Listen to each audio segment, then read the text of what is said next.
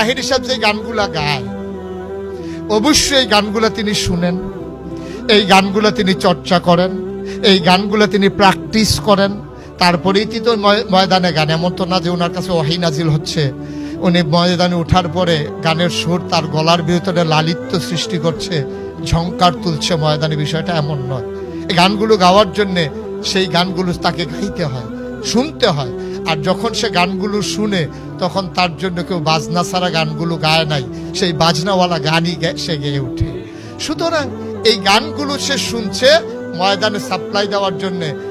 মানুষ বুঝাতে চায় এই গানের মাধ্যমে, সে বাজনা ছাড়া গানের মাধ্যমে ইসলামকে প্রচার করতে চায়, যে প্রচারক সে নিজেই যদি গোনার ভিতরে নিমজ্জিত হয় আর গোটা মানুষকে গোনা থেকে